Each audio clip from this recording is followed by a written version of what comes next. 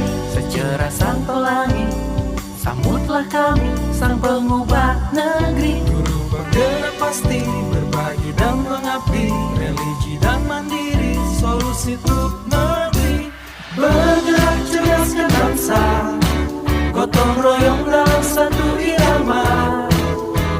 Merdeka belajar siswa, cerdas dan berkarakter Pancasila. Taklukkan rintangan yang ada, percaya yang kuasa guru penggerak akan selalu ada untuk siswa Indonesia bahagia.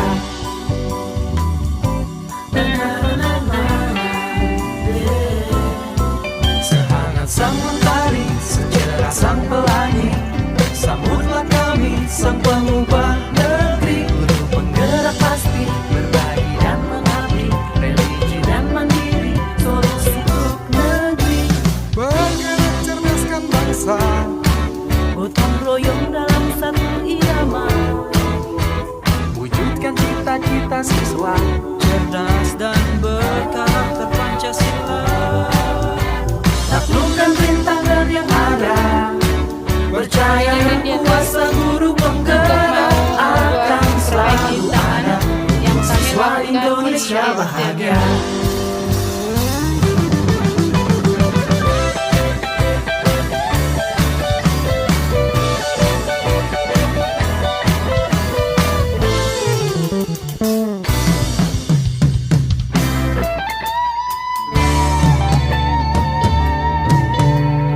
Bergerak cerdaskan bangsa, gotong royong dalam satu irama. Merdeka belajar siswa, cerdas dan berkarakter Pancasila. Taklukkan rintangan yang ada, percaya yang kuasa guru penggerak akan selalu ada untuk siswa Indonesia bahagia.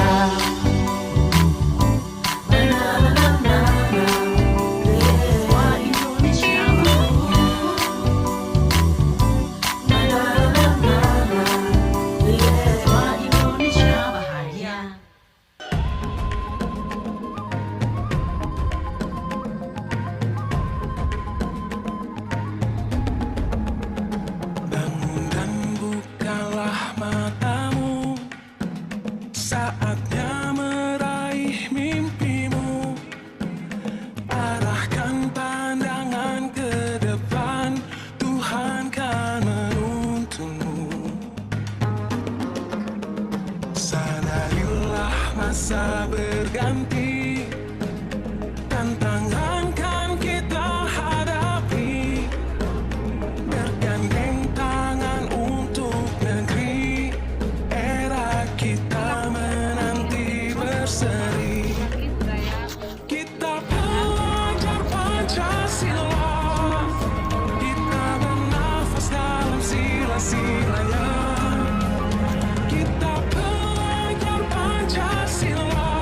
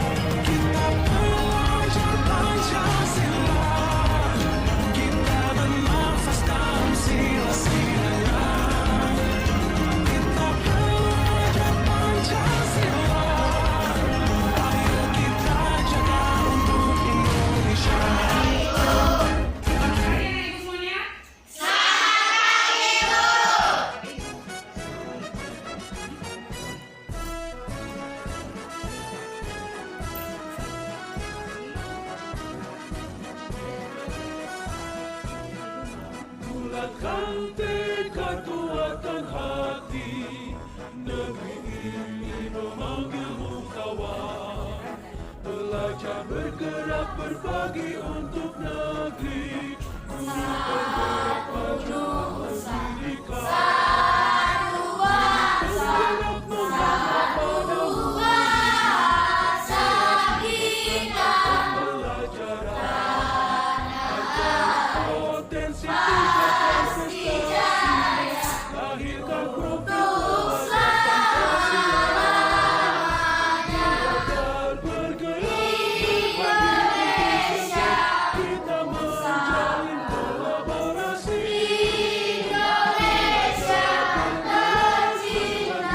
Untuk negeri demi bakti pada Ibu Pertiwi.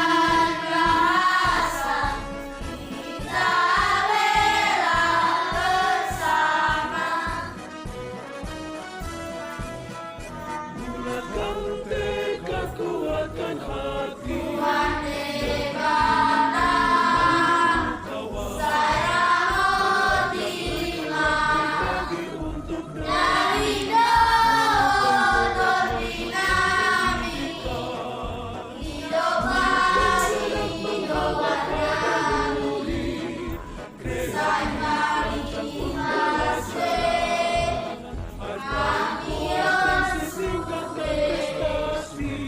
Lahirkan profil pelajar Pancasila.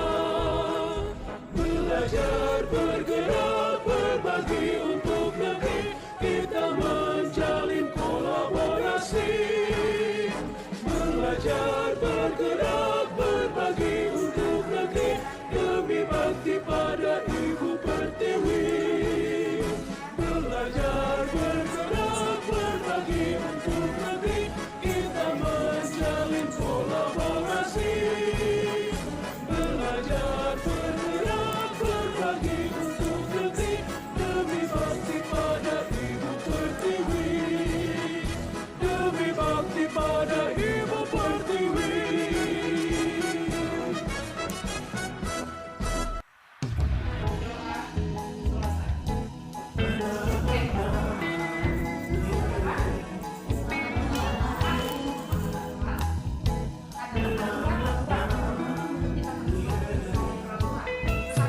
Sang mentari secerah sang pelangi, sambutlah kami sang pengubah negeri. Bergerak pasti berbagi dan mengabdi, dan mandiri solusi untuk bergerak cerdaskan bangsa, gotong royong dalam satu irama. Merdeka belajar siswa, cerdas dan bergerak ke Pancasila. Taklukkan rintangan yang ada, percaya yang kuasa guru penggerak akan selalu ada. Siswa Indonesia bahagia.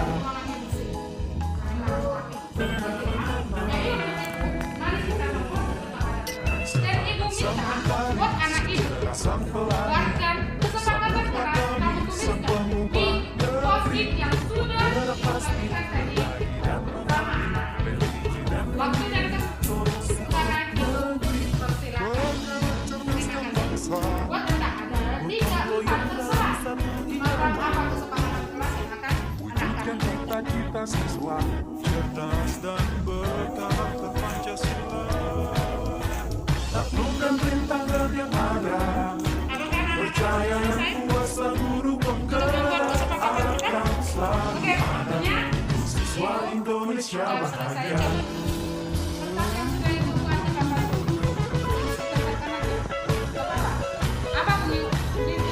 Apa keinginan kamu untuk membuat kesepakatan? Menurut saya apa nanti putusan kita tentang kesepakatan kelas yang akan kita sepakati. Silakan anak-anak kami lanjutkan. Bergerak cerdaskan bangsa, gotong royong dalam satu irama. Merdeka belajar siswa, cerdas dan bergerak ke Pancasila. Taklukkan rintangan yang ada, percaya yang kuasa guru penggerak akan selalu ada. Siswa Indonesia bahagia.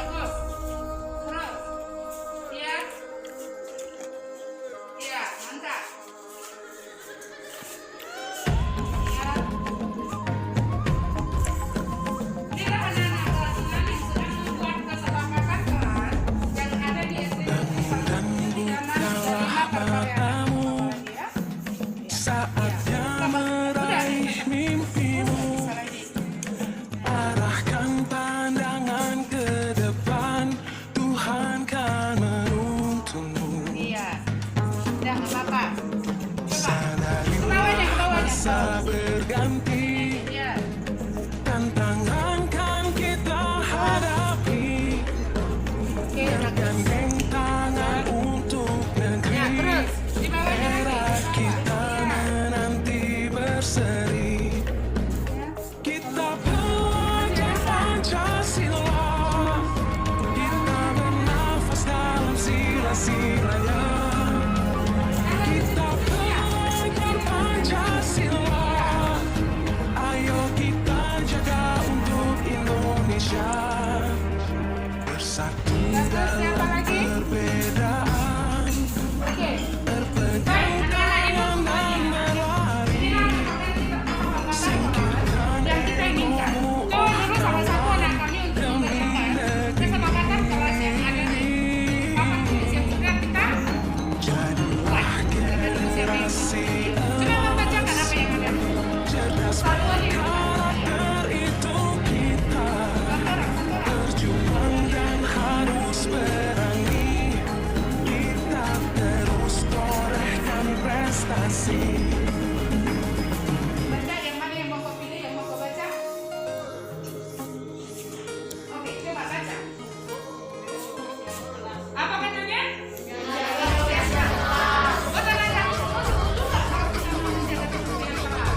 Oh, tangan. Ya, apa lagi? Kita belajar Pancasila. Oke, kalau teman-teman ini berarti kita sudah membuat berarti cara buat ke depannya anak-anak kami tidak lihat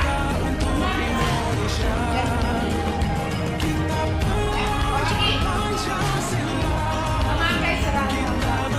Apa yang itu? Apa saja seragam lengkapnya? Tommy, Randy, sepatu kita, kaos kaki putih. Apa yang itu kaos kaki putih? Bagus, itu adalah kesepakatan kelas yang akan kita buat. Oke, apa lagi? Mengerjakan PR. Oke, kita lihat. Nah, silakan duduk satu lagi. Ibu mau meminta satu orang anak kami dengan membaca. Kamu. Oke, bagus. Yang mana yang kamu pilih? Oke, bagus.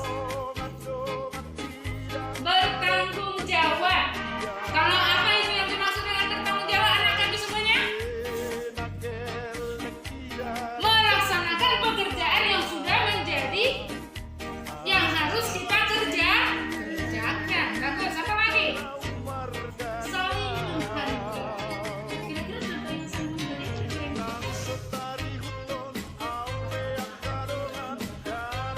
tidak membeda-bedakan agama. Kebetulan kamu oh iya. Apa lagi yang saling menghargai? Contohnya menyapa teman. Ya boleh ya. Apa lagi? Coba mikir kira-kira yang saling menghargai seperti apa? Membantu. Istilahnya kalau misalnya apa ya? Dalam saling menghargai itu termasuk membantu. Kalau kita tidak saling menghargai. Jadi yang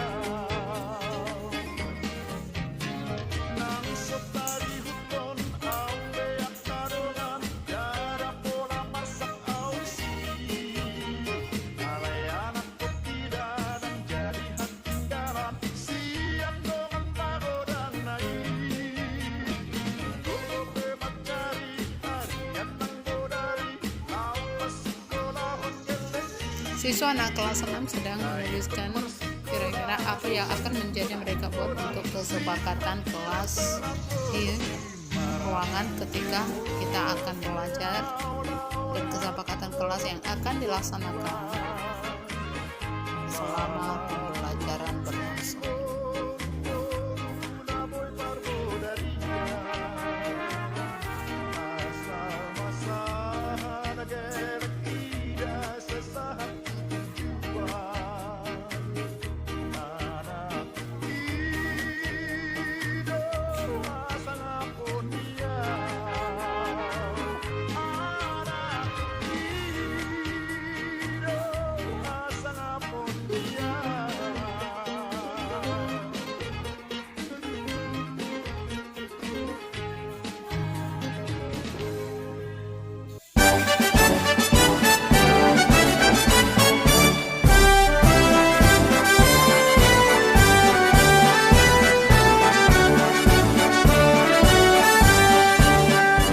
Bulatkan tekad, kuatkan hati, negeri ini memanggilmu kawan.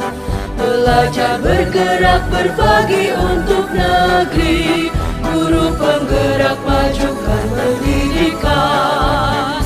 Guru penggerak menghamba pada murid, kreatif rancang pembelajaran.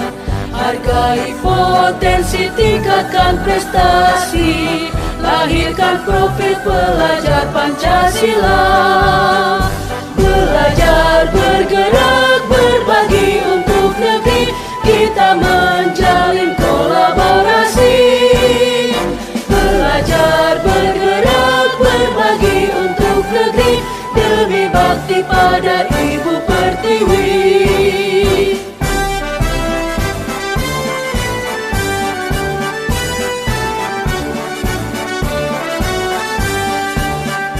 Bulatkan tekad, kuatkan hati, negeri ini memanggilmu kawan. Belajar, bergerak, berbagi untuk negeri, guru penggerak majukan pendidikan. Guru penggerak menghamba pada murid, kreatif rancang pembelajaran. Hargai potensi, tingkatkan prestasi, lahirkan profil pelajar Pancasila. Belajar, bergerak, berbagi untuk negeri, kita menjalin kolaborasi. Belajar, bergerak, berbagi untuk negeri, demi bakti pada Ibu Pertiwi. Belajar, bergerak, berbagi untuk negeri, kita menjalin kolaborasi. Belajar, bergerak, berbagi untuk negeri, demi bakti pada Ibu Pertiwi. Demi bakti pada Ibu Pertiwi. Baik, sudah. Oke, yang pertama dalam kesepakatan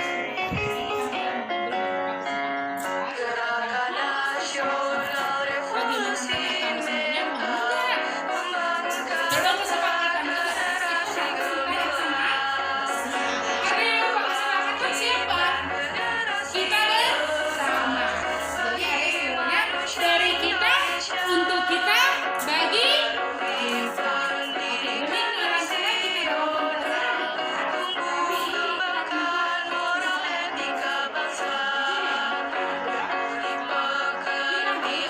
kita dalam tidak berantem di sekolah, tidak terlambat masuk sekolah, memakai seragam lengkap, selalu mengerjakan tugas yang diberikan guru, jangan berkelahi. Kalau yang dikatakan yang selalu mengerjakan tugas, berarti adanya apa? Belajar dengan gini. Tidak boleh datang terlambat. Menjaga kebersihan, betul. Tanggung jawab. Jadi berarti harus ini.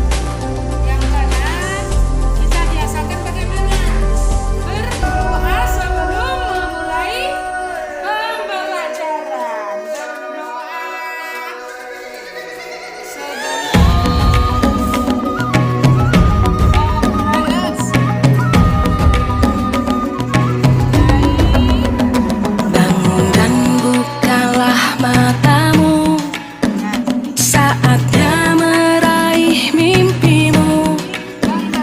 Arahkan pandangan ke depan, Tuhan kan menuntunmu. Sadarilah masa berganti, tantangan kan kita hadapi. Bergandeng tangan untuk negeri, era kita menanti berseri. Kita belajar Pancasila, kita bernafas dalam sila-silanya. Kita belajar Pancasila, ayo kita jaga untuk Indonesia. Bersatu dalam perbedaan, berpegang tangan dan berlari. Singkirkan egomu, oh kawan, demi negeri ini. Jadilah generasi emas, cerdas berkarakter itu kita. Berjuang dan harus berani, kita terus torehkan prestasi.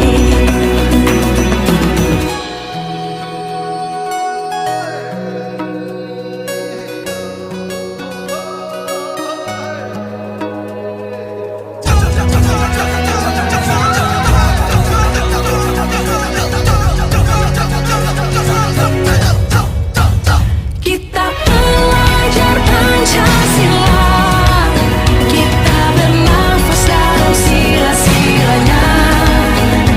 Kita belajar Pancasila, ayo kita jaga untuk Indonesia. Kita belajar Pancasila, kita bernafas dalam sila-silanya. Kita belajar Pancasila, ayo kita jaga untuk Indonesia. Menjelang siang, sahabat-sahabat saya, rekan-rekan guru yang luar biasa, rekan-rekan guru yang hebat. Pertama-tama mari kita mengucap syukur kepada Tuhan yang Maha Esa karena penyertaannya kepada kita, sehingga pada saat ini kita dapat berkumpul di sini untuk penerapan budaya positif yang akan saya bawakan nanti.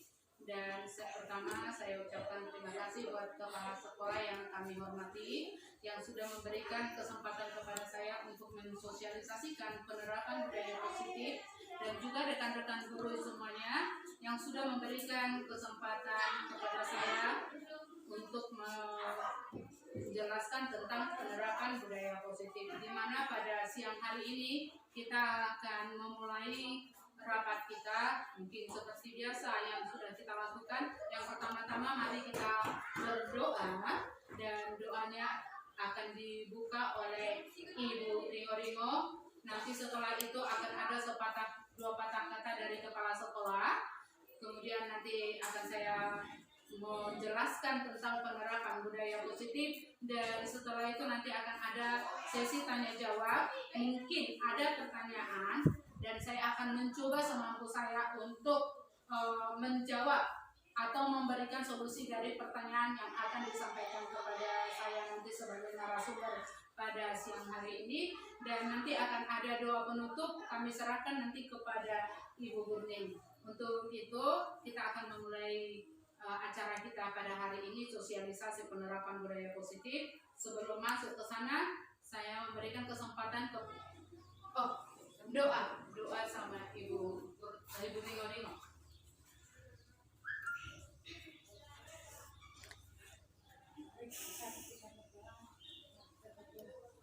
Dalam puji syukur kami pada kami, pada Tuhan, kesempatan pada hari ini.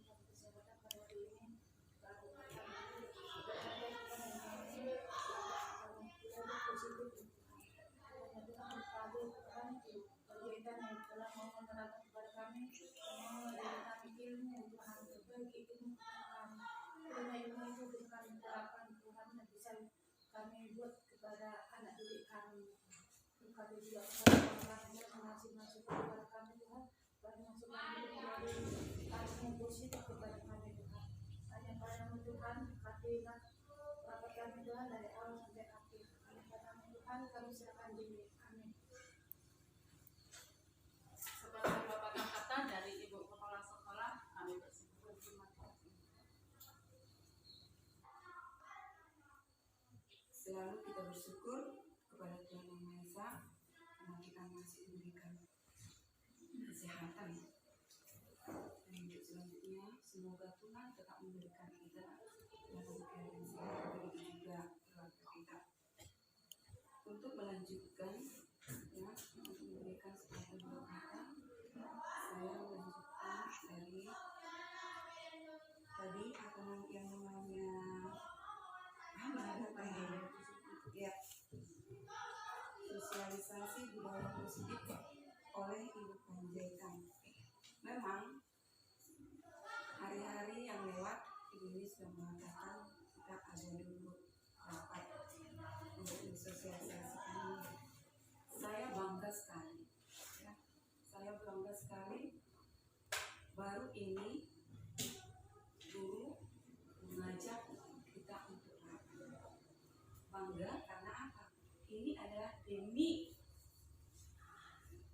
yang kebutuhan sekolah kita ini dan untuk memajukan sekolah kita ini. Karena dari sekolah kita ini sudah ada 2 guru penggerak, ya, sudah 2 guru penggerak. Jadi nanti kita sama-sama mendengarkan apa itu sebagai sosialisasikan oleh Ibu Panjaitan mengenai budaya positif. Juga buat ibu guru, ya, ibu guru sekalian, sebenarnya bukan hanya ibu guru ini yang dapat membuat rapat seperti ini, ya. Kita boleh semuanya, tapi ingat kita membicarakan hal yang positif untuk memajukan sekolah ini. Kalau ada memang dalam hati kita, kita rapat dulu. Bukan hanya saya, karena saya kebetulan kepala sekolah, bukan hanya saya yang bisa, yang boleh mengajak diri untuk apa. Tapi, ya, ada kemajuan buat kita, di mana di antara guru-guru kita ini sudah ada untuk membuat sebuah rapat. Jadi ini bukan untuk rapat-rapat, hanya untuk memajukan sekolah kita ini. Kita banggakanlah itu dan kita bisa berbuat seperti apa yang dibuat teman-teman kita. Sekian dan terima kasih. Baik, kita lanjut tadi untuk penerapan budaya positif. Di sini saya membuatnya, saya bisa dilihat di layar, penerapan budaya positif oleh saya sendiri. Nama saya mungkin kita sudah tahu semuanya, CGP Angkatan 4 Kabupaten Tuban. Di sini kita akan melihat dalam perubahan paradigma. Yang pertama, sebelum kita masuk ke dalam paradigma budaya positif, kita harus mengadakan perubahan paradigma, yaitu saya di sini untuk membangun budaya positif. Untuk membangun budaya yang positif, sekolah perlu menyediakan lingkungan yang positif, aman, dan nyaman, agar murid mampu untuk berpikir, bertindak, dan mencipta dengan merdeka, mandiri, dan bertanggung jawab. Salah satu strategi yang perlu kita tinjau ulang adalah bentuk disiplin yang dijalankan selama ini di sekolah kita. Ini dia. Jadi mungkin seperti yang sering kita mendengarkan tentang budaya merdeka belajar yang dikumandangkan atau yang digembar-gemborkan sama Bapak Menteri Nadiem Makarim, ini adalah merdeka belajar yang sesuai dengan filosofi daripada Bapak Ki Hajar Dewantara, di mana kita akan menciptakan lingkungan sekolah yang nyaman buat anak-anak, yang aman buat anak-anak, di mana di sekolah anak itu perlu membutuhkan kenyamanan. Anak itu tidak ada rasa tekanan. Mereka merasa di sekolah itu aman. Dengan demikian, mereka akan miliki, dan inilah yang akan kita dongkrak dari diri anak itu. Itu dia. Jadi yang pertama adalah perubahan paradigma. Oke, kita akan lanjut. Yang kedua adalah disiplin positif dan motivasi. Bagaimana cara kita membuat murid menjadi disiplin? Bagaimana cara kita membuat murid disiplin? Siapa yang bisa mendisiplinkan murid? Apakah guru yang bisa mendisiplinkan murid? Atau kepala sekolah? Atau orang tua murid? Atau murid itu sendiri? Jadi di sini yang perlu kita bahas. Mengapa? Kita akan lihat di sini. Ketika mendengar kata disiplin, apa yang ada terbayang di benak kita? Apa yang terlintas di pikiran kita? Kebanyakan orang akan menghubungkan kata disiplin dengan tata tertib, teratur, dan kepatuhan pada peraturan. Kata disiplin juga sering kita hubungkan dengan adanya hukuman. Padahal sungguh berbeda antara hukuman dengan disiplin itu sungguh berbeda ya. Padahal sungguh berbeda karena belajar tentang disiplin positif tidak harus dengan memberi hukuman. Tetapi ini adalah salah satu alternatif terakhir, dan kalau perlu jangan kita menggunakan hukuman. Jangan memberikan hukuman. Hukuman itu bisa berbentuk verbal, yaitu apa yang kita ucapkan, ataupun hukuman secara fisik. Itu dia. Kita lanjut lagi.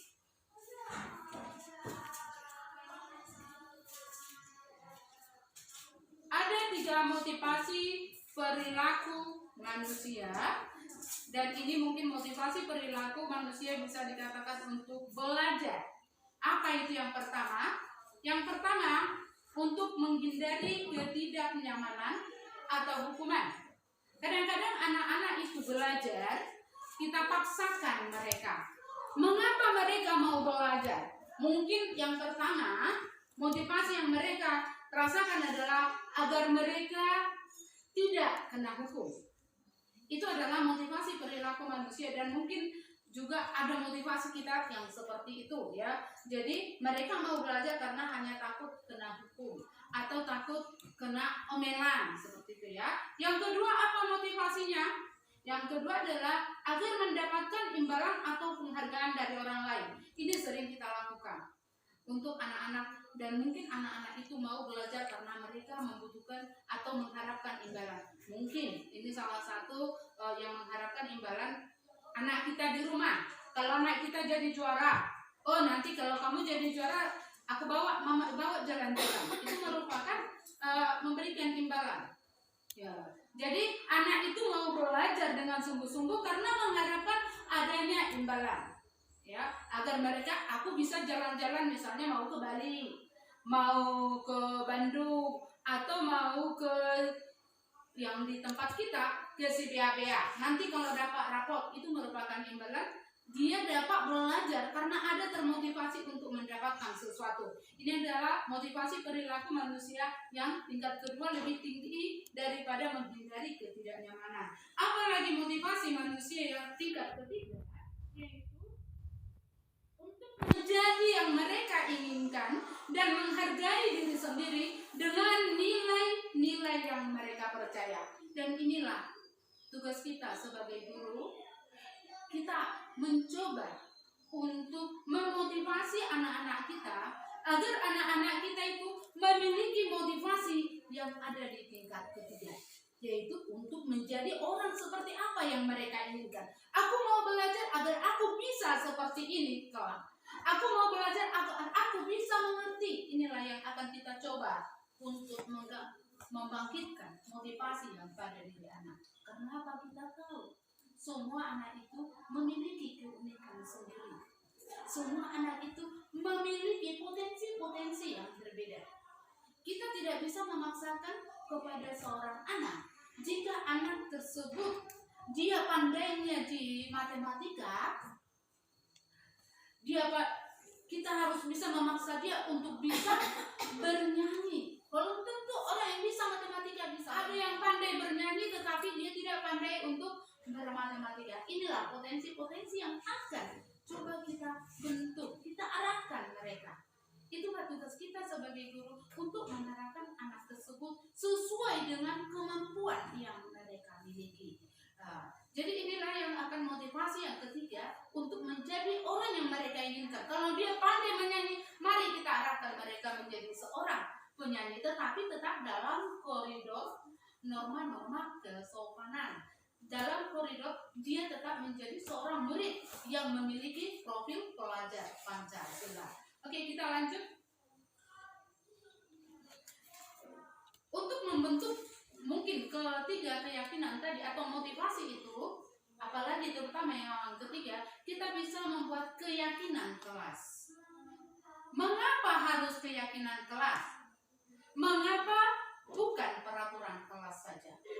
Keyakinan kelas dengan peraturan kelas ini hampir sama, tetapi lebih abstrak dia di keyakinan kelas. Kalau peraturan kelas dia rambu-rambunya sudah terlihat. Oh, harus begini, harus begini, harus begini. Kalau dalam keyakinan kelas, kita mengajak mereka untuk membuat kesepakatan.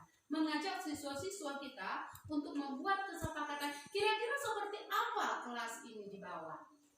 Apa yang mereka inginkan untuk kita berikan kepada mereka agar mereka bisa merasa nyaman, mereka merasa merdeka dalam belajar itu. Mereka tidak ada tekanan sehingga mereka dapat mengembangkan potensi yang mereka miliki. Apa itu yang dikatakan dengan keyakinan kelas?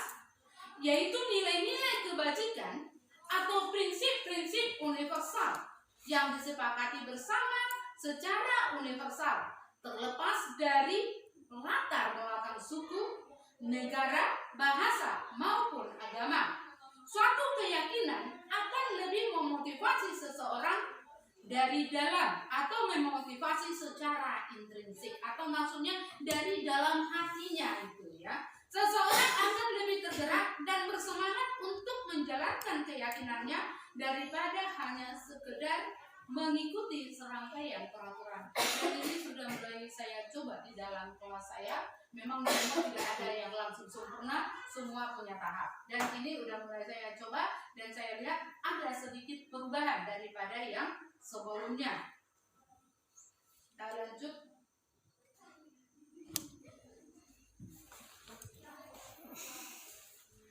Pembentukan keyakinan kelas. Yang pertama, keyakinan kelas ini bersifat lebih abstrak daripada peraturan yang lebih rinci dan konkret. Keyakinan kelas berupa pernyataan-pernyataan universal. Ini adalah berupa pengertian daripada pembentukan keyakinan kelas. Yang ketiga, pernyataan keyakinan kelas senantiasa dibuat dalam bentuk positif.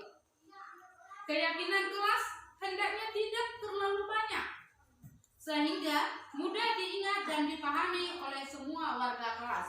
Tidak perlu kita membuat banyak-banyak keyakinan kelas itu. Kalau kita membuatnya, kadang-kadang kita sebagai guru juga kadang lupa apa keyakinan kelas yang sudah kita buat. Kita hanya membuat bisa sampai 6 atau 7 saja keyakinannya yang harus dijalankan sama anak-anak kita. Keyakinan kelas sebaiknya sesuatu yang dapat diterapkan di lingkungan tersebut.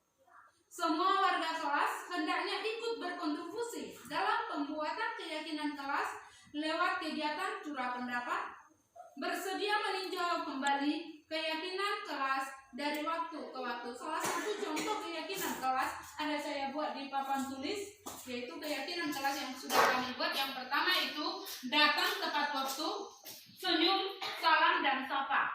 Jadi kalau kita bertemu dengan rekan guru, dengan anak-anak kita bisa senyum, kita salam selamat pagi, dan kita menyapa. Yang ketiga, menjaga protokol kesehatan. Dan anak-anak kita mungkin bisa kita melihat bahwa anak-anak itu sudah mulai mau dengan dari hatinya mereka membawa perlengkapannya, misalnya seperti masker ya, baru melaksanakan tugas-tugas dengan penuh tanggung jawab, berdoa sebelum memulai pembelajaran, menghargai teman, guru dan seluruh stakeholder. Inilah keyakinan kelas yang sudah kami buat dan lagi sekarang dalam mencoba untuk menjalankannya. Oke, kita akan lanjut. Pemenuhan kebutuhan dasar. Ada 5 kebutuhan dasar manusia. Yang pertama itu kebutuhan cinta dan kasih sayang. Anak-anak itu butuh cinta, butuh kasih sayang. Ketika mereka ke sekolah, mereka membutuhkan kasih sayang. Kita menyayangi anak-anak itu dengan memberikan perhatian kita kepada mereka. Kira-kira seperti itu. Anak itu juga butuh kesenangan. Kadang-kadang ada anak yang memiliki, ada kawannya punya makanan. Anak tersebut suka sekali dia mengganggu. Dia ambil makanan itu, dicomot makanan kawannya. Dengan tujuan apa? Supaya kawannya menjadi menangis. Itu adalah merupakan kebutuhan dasar dia yang merupakan kesenangan. Tetapi inilah yang harus kita arahkan. Kita tanya si anak itu, kenapa dia buat seperti itu? Jangan-jangan dia membuat itu karena dia mau untuk kita tegur. Dia mencari perhatian dari kita. Kita panggil dia. Kita boleh bertanya sama mereka. Mungkin pertama-tamanya mereka akan takut untuk mengakuinya. Tapi bisa jadi hal itu karena dia butuh cinta dan kasih sayang. Mungkin di rumah dia kurang diperhatikan. Bisa saja. Ada lagi kebutuhan dasar manusia itu atau kebutuhan dasar anak tentang kebebasan. Dia bebas melakukan apa saja. Ini merupakan kebutuhan dasar mereka, bebas itu ya. Yang ketiga adalah kebutuhan penguasaan, yaitu kebutuhan penguasaan. Mampukah dia untuk menguasai materi yang kita berikan? Seandainya dia tidak mampu, mari kita suruh mereka untuk bertanya, kira-kira di mana dia kesulitannya? Dan kita juga tidak bisa memaksakan anak itu harus seperti yang kita mau. Karena apa? Menurut Bapak Ki Hajar Dewantara, anak-anak itu bagaikan kertas putih yang sudah ada goresan-goresan halus. Jadi kita goresan-goresan itu kita akan pertebal untuk membentuk karakter anak itu. Seperti itu. Apalagi kebutuhan untuk bertahan hidup. Mungkin dia mau mengambil makanan itu, mungkin dia nggak sarapan dari rumah, nggak makan dari rumah, nggak disiapkan oleh orang tua. Dia bisa seperti itu. Mungkin ini bisa pernah kita rasakan ya, Ibu Hombing ya. Ada kadang-kadang orang tua yang memberikan anaknya pergi ke sekolah, tetapi tidak diberikan sarapan dari rumah. Mungkin ada Ibu Ringo kemarin ketika kami bawa vaksin anak, kami melihat anak itu ketika dia vaksin wajahnya sudah pucat. Kami merasa bahwa anak itu merasa ketakutan. Apa yang terjadi? Kami tanya, rupanya dia sedang lapar. Kenapa lapar? Karena tidak makan dari rumah. Ini adalah mungkin dia tidak berani untuk mengambil punya orang atau punya kawannya. Tetapi dia berdiam diri. Tapi ada anak yang mau ngambil jajan orang. Kenapa? Supaya dia kenyang. Ini adalah merupakan kebutuhan untuk dia bertahan hidup. Baik, kita lanjut. Untuk ini kita harus memiliki 5 posisi kontrol. Apa itu posisi kontrol? Yang pertama yang sering kita lakukan adalah posisi kontrol sebagai penghukum. Yaitu penghukum. Apa itu penghukum? Kita sering memberikan hukuman, baik itu hukuman secara verbal maupun secara fisik. Itu dia sebagai penghukum. Yang kedua, membuat orang merasa bersalah. Kamu tahu enggak? Betapa capeknya loh ibu. Ibu udah berikan seperti ini. Ibu udah seperti ini. Kamu tahu enggak? Tapi ini lebih lembut daripada menghukum secara langsung fisik atau kita marah-marah. Gitu ya. Itu adalah membuat orang merasa bersalah. Akhirnya setelah dia mendengarkan apa yang kita sebutkan itu, dia merasa bersalah sendiri ya. Ini. Baru apa lagi posisi kontrol? Yang ketiga adalah kita menjadi teman bagi peserta didik itu. Kita mengajak mereka. Oh, sini dulu nak. Kamu bagaimana? Kenapa begini? Nah, ini adalah posisi kita menganggap dia sebagai teman. Yang keempat adalah posisi kontrol yang bisa kita gunakan adalah monitor atau memantau. Ketika dia melakukan kesalahan, kita memantau dia. Kenapa dia seperti itu? Kita lihat dan kita menunjukkan kepada dia, kamu kan seperti ini. Ada baiknya kita. Di situ adalah posisi kontrol. Yang kelima itu adalah manajer. Dan yang diharapkan di sini memang kita lebih condong ke posisi manajer, yaitu kita mau memberitahukan apa yang menjadi kesalahan anak itu, menunjukkan di mana kesalahannya, dan kalau dia melakukan kesalahannya itu apa yang akan terjadi, dan dia akan tahu akan kesalahan itu dan dia bisa merubah kesalahannya menjadi lebih baik. Ini adalah 5 posisi kontrol sebagai manajer. Ini yang lebih banyak diharapkan kepada kita sebagai seorang guru, ya. Dan mudah-mudahan nanti kita semua juga mampu untuk melakukannya secara perlahan. Setelah masuk kita ke sini, kita akan masuk ke segitiga restitusi.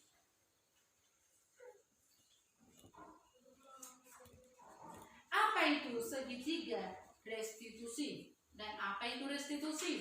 Sebagai seorang guru, ketika murid Anda melakukan kesalahan, tindakan mana yang akan Anda lakukan?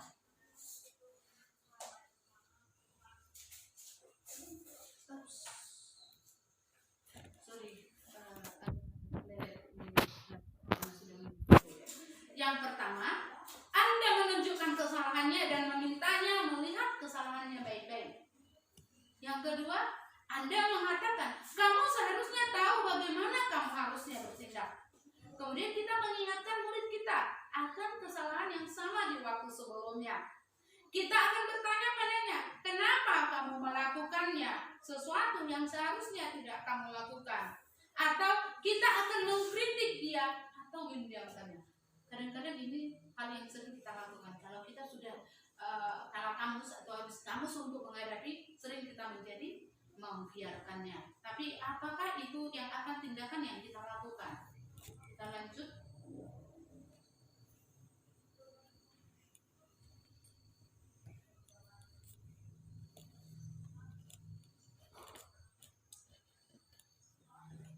Segitiga restitusi adalah sebuah cara yang menanamkan disiplin positif pada murid.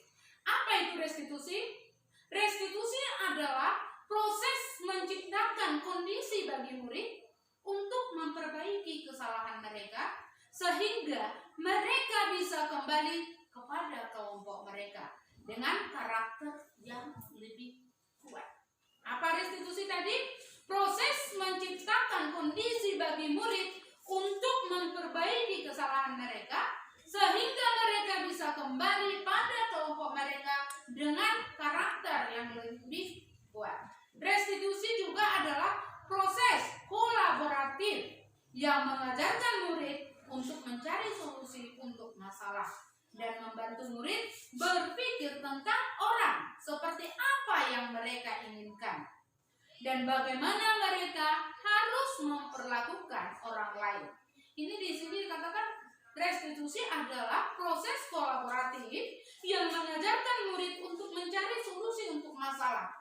Apa jalan keluar untuk masalah yang sedang dihadapinya sekarang. Dan kemudian ini dapat membantu murid berpikir tentang seperti apa yang mereka inginkan. Bagaimana mereka harus memperlakukan orang lain.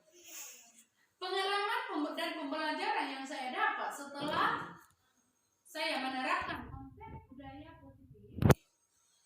Yang pertama, keberhasilan akan tercapai dengan meningkatkan budaya positif pelajar baik. Guru dan peserta didik untuk kemajuan pendidikan sehingga menjadi pembiasaan yang baik untuk mendapatkan ilmu pengetahuan. Pembelajaran yang didapat dari pelaksanaan ini, saya dapat mengembangkan potensi yang didapat dari guru penggerak karena mengetahui banyak hal baik, yaitu belajar dan berinteraksi, sehingga memberi manfaat yang lebih baik bagi diri sendiri, keluarga, anak didik, maupun dengan lingkungan di sekitar. Mungkin ada rekan-rekan guru yang ingin bertanya, saya akan mencoba untuk menjelaskannya. Mungkin ada yang mau ditanya? Ya. Tadi ada saya lihat ibu di sana 5 posisi kontrol. Ya, maksudnya lima posisi kontrol, satu tadi penghukum, yang kedua membuat orang merasa bersalah, dan yang ketiga teman dan berikutnya. Iya. Maksudnya posisi posisi kontrol ini untuk kita guru. Iya. Jadi kita jadi sebagai penghukum.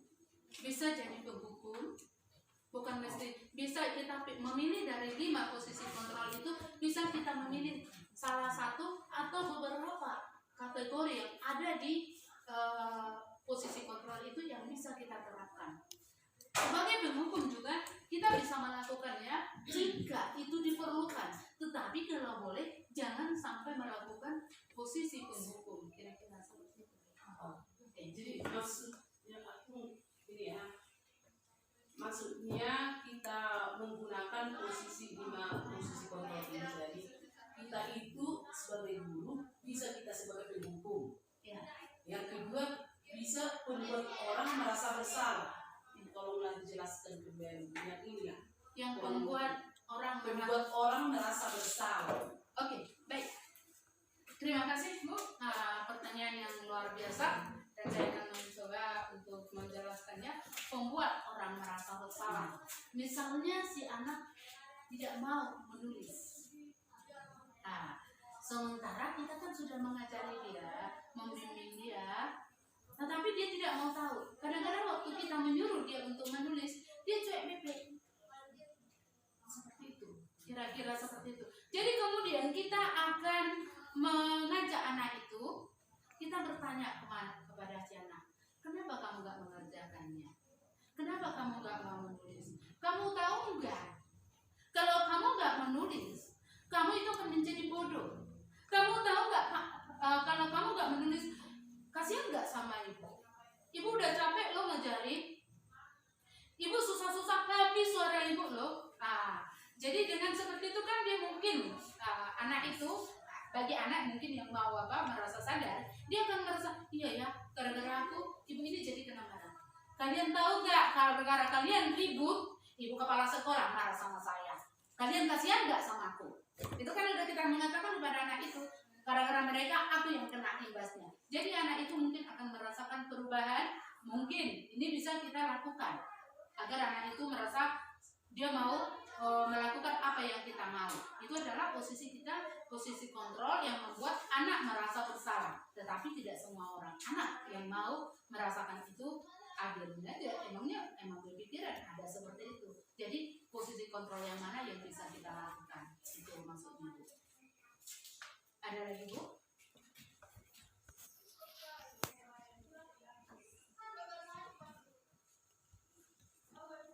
Semua orang merasa bersalah. Sementara anak-anak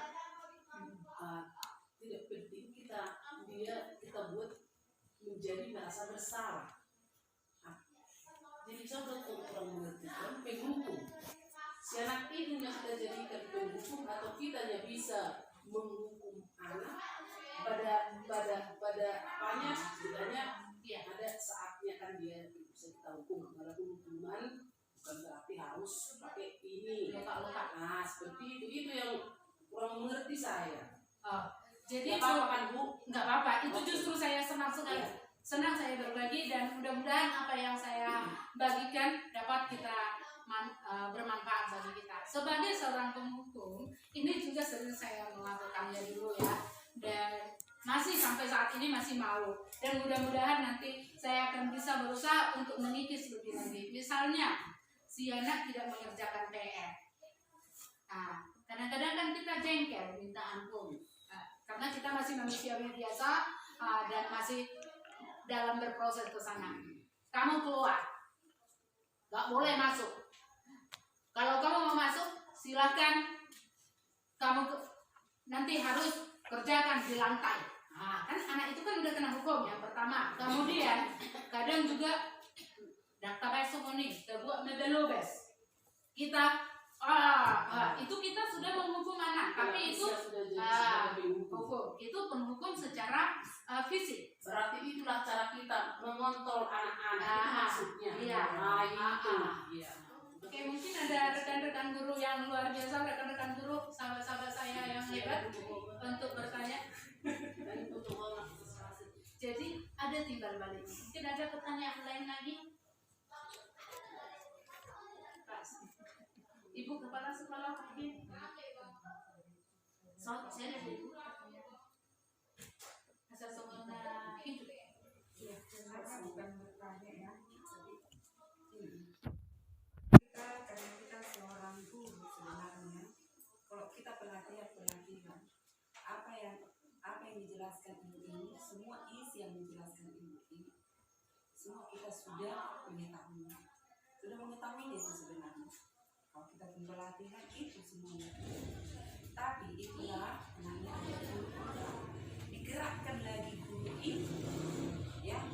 Kalau ibaratnya mantal talopian atau talo bui musetong dibangkitkan kembali. Cuma lebih lakon mengawal kita asal dikit kita mesti so dia membayang dan dari asal seperti yang tadi itu minggu.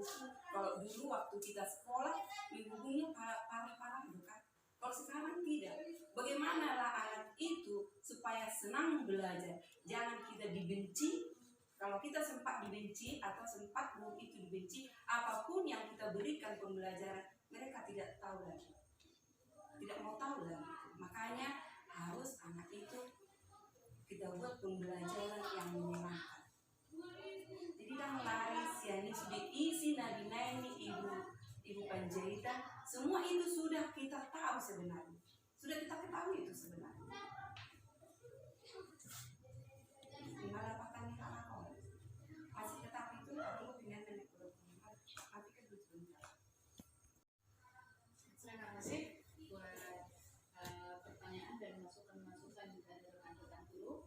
Di sini saya akan mengucapkan sedikit dari pengalaman untuk kegiatan rencana perbaikan pembelajaran ini. Saya akan tetap berusaha dan berupaya untuk meningkatkan budaya positif belajar dan akan terus menumbuhkan semangat kepada anak didik dan juga kepada rekan-rekan semuanya, sehingga anak didik kita akan terus termotivasi untuk belajar, sehingga di masa depan mereka menjadikan generasi yang cinta membaca, menjadi generasi emas seperti apa yang selalu digunakan. Buat guru penggerak kami sudah untuk sedikit ibu untuk membahas, dan kami akan berusaha semaksimal mungkin, atau secara pribadi saya akan mengatakan saya akan berusaha semaksimal mungkin untuk memberikan apa yang bisa saya dapat. Kenapa tidak perlu sama saya marah-marah? Saya akan mencoba menerapkannya ke dalam diri saya. Jadi kalau ada pun kekurangan dari kami, pertama-tama kami mohon maaf, atau selaku saya sebagai guru penggerak, calon guru penggerak, belum guru penggerak ya, masih calon ya. Semoga dapat tercapai, karena masih ada Bu, sampai 8 bulan lagi kami harus berjuang. Mudah-mudahan kami sanggup untuk menyelesaikannya. Kami hanya memohon dukungan doa dari rekan-rekan semua, sahabat-sahabat guru yang luar biasa yang ada di sekolah ini, yang selalu memotivasi saya sendiri secara pribadi, memotivasi kami dengan adanya Ibu PP di sini. Saya mengucapkan terima kasih buat semuanya. Sekian dan terima kasih. Tergerak, bergerak, dan menggerakkan. Mari kita sama-sama mengucapkannya yang ada di layar kita. 1, 2, 3, ya. Tergerak, bergerak, dan menggerakkan. Salam guru penggerak, salam dan bahagia. Horas, horas, horas. Nah, begitu kami. Oke, untuk itu karena sudah selesai rapat kita hari ini, sosialisasinya saya serahkan kepada Ibu Murni untuk menutup di dalam doa. Waktu yang tepat saya persilakan.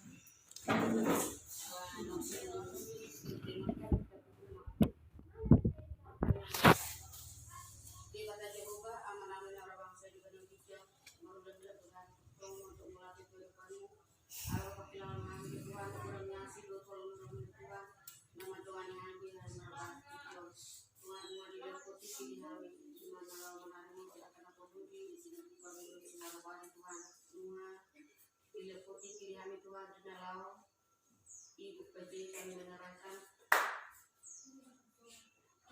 budaya positif dipilih Tuhan semua di bidang penjelasan alanya Tuhan kemahanan pikiran asal penjelasan itu terjadi Tuhan, gue juga kami di persekutuan yang ini di persekutuan yang Tuhan yang oke Tuhan, karena gue memahami sempurna asal gue nama Tuhan, asal tahu nama Tuhan, mengalir roh ada pikiran kami di dalam pengajuan persekutuan itu akan roh Tuhan di dalam berdiri yang memahami Tuhan secara termatot, komatot nama Tuhan kami, patarong kami Tuhan di dasar dari pasang, asal saat kami Tuhan dengan anak di dasar pasang roh. Ini juga salah kami Tuhan, gua mau pulang langsung karena